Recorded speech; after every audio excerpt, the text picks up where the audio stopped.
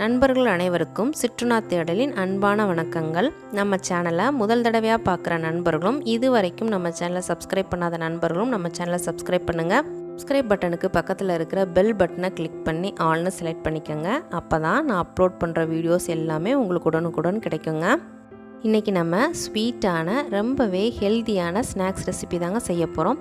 நம்ம வீட்டில் ஈஸியாக அவைலபிளாக இருக்கிற திங்ஸை வச்சு தாங்க இன்றைக்கி ஸ்நாக்ஸ் செஞ்சுருக்கேன். ஸ்நாக்ஸ் செய்ய தேவையான பொருட்கள்: ஒரு பேனை ஹீட் பண்ணி வச்சுருக்கேங்க. அதில் நெய் சேர்த்துடலாம். இது கூட உடச்சி வச்சுருக்கிற முந்திரி பருப்பை சேர்த்துடலாங்க. முந்திரி பருப்பு பொன் நிறமாக வர்ற வரைக்கும் நல்லா ஃப்ரை பண்ணி விடணும்.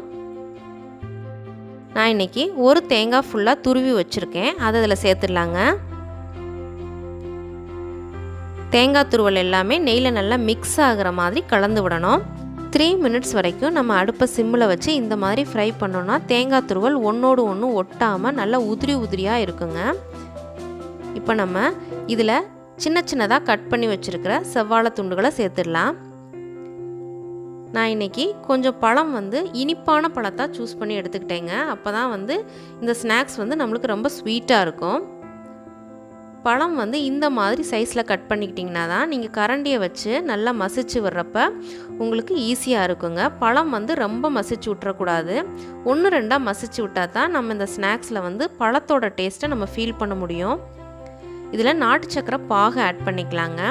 நான் இன்றைக்கி கோதுமை மாவு 5 டேபிள் ஸ்பூன் எடுத்திருக்கேன். அதுக்கு 2 பங்கு அதிகமாக நாட்டு சக்கரை, அதாவது 10 டேபிள் ஸ்பூன் அளவுக்கு நாட்டு சக்கரை எடுத்திருக்கேங்க. 1/4 கிளாஸ் தண்ணி வச்சு நாட்டு சக்கரையை பாகா காய்ச்சி வடித்து எடுத்திருக்கேங்க. இப்போ பாகு நல்லா கொதிஞ்சு வந்துருச்சு. இதில் நம்ம ஏலக்காய் தூளை சேர்த்துடலாங்க. ஒரு கிளறி விட்டுருங்க. இது கூட நம்ம கொஞ்சமாக உப்பு சேர்த்துக்குருவோங்க. நான் இன்றைக்கி ஒரு சிட்டிகளவு தான் சேர்க்குறேன். ஸ்வீட்டான பதார்த்தத்துக்கு உப்பு சேர்க்குறப்ப ஸ்வீட்டோட தன்மை இன்னும் நல்லா தூக்கலாக இருக்கும். இதில் நம்ம கோதுமை மாவு சேர்த்துடலாங்க. கோதுமை மாவு சேர்க்குறப்ப நம்ம அடுப்பை சிம்மில் வச்சுக்கிறணும். நாட்டு சக்கரை பாகுலையே இந்த மாவை நல்லா கிளறி விடுங்க. பாகு நல்லா சூடாக இருக்கிறதுனால கோதுமை மாவு வேகமாக இறுக ஆரம்பிச்சிடுங்க. அதனால் வேகமாக கைவிடாமல் நல்லா கிளறி எடுத்துடணுங்க. இப்போ நம்மளோட பாகும் கோதுமை மாவும் நல்லா மிக்ஸ் ஆகிடுச்சு. இப்போ நம்ம அடுப்பு ஆஃப் பண்ணிடலாம். இது ஒரு 10 மினிட்ஸ் வரைக்கும் நல்லா ஆறட்டுங்க. அதுக்கப்புறம் தான் உருண்டை பிடிச்சி நம்ம ஃப்ரை பண்ணி எடுக்க போகிறோம். எனக்கு நல்லா ஆறிடுச்சுங்க. கொஞ்சமாக கையில் நெய் தடவிக்கங்க. விரும்புகிற ஷேப்பில் நம்ம இன்றைக்கி உருட்டி எடுத்துக்க போகிறோம். நான் ஃபஸ்ட்டு தட்டையாக தட்ட போகிறேன். கொழக்கட்டை மாதிரி ஷேப்லேயும் உருட்ட போகிறேங்க. அதே நேரத்தில் உருண்டையாக பிடிச்சி வைக்க போகிறேன். உருண்டையாக இந்த மாதிரி பிடிச்சி தட்டில் வச்சுட்டா போதும், நம்ம வீட்டு குட்டீஸ் அங்கங்கே எடுத்துகிட்டு போக ஆரம்பிச்சிருவாங்க. இந்த மாதிரி உருட்டி வச்சாச்சுங்க.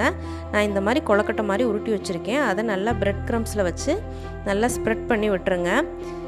ஸ்வீட்டோட மேல் பகுதியில் எந்த அளவுக்கு பிரெட் க்ரம்ஸ் இருக்கோ அந்த அளவுக்கு கிறிஸ்பியாக இந்த ஸ்நாக்ஸ் இருக்குங்க. இப்போ நான் எல்லாத்தையுமே ப்ரெட்டில் ஸ்ப்ரெட் பண்ணி எடுத்துட்டேன்.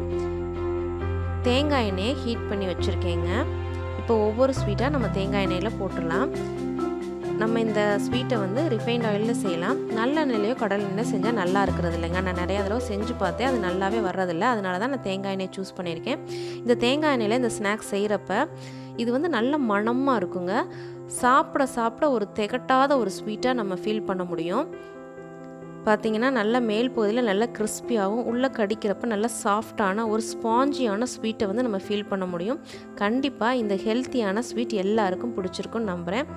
இதை வீட்டில் எப்படி இருக்குன்னு செஞ்சு பார்த்துட்டு எனக்கு கமெண்ட் பண்ணுங்கள். நம்ம வீடியோஸ் பிடிச்சிருந்தால் லைக் பண்ணுங்கள், ஷேர் பண்ணுங்கள், நம்ம சேனலை சப்ஸ்கிரைப் பண்ணுங்கள். சிறு உலாவோடு தொடரட்டும் சிற்றுணாவின் சுவை பயணம். நன்றி, வணக்கம்.